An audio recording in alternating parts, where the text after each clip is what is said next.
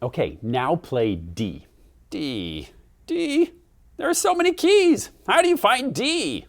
If you're familiar with my video lessons, you'll know that I like to share a story I call Piano Street, which is a simple, fun way to learn how to find any key on the piano.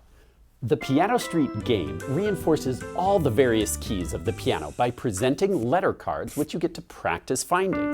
Answer correctly and an animation will reveal the character from the Piano Street story representing that key. E. An elephant watering the doghouse.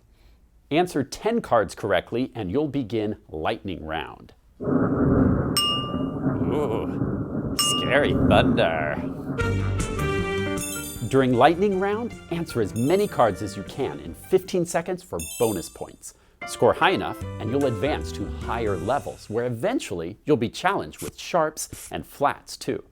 Piano Street is the perfect way for a young pianist to master confidently and quickly, being able to find any key on the piano, black or white, high or low.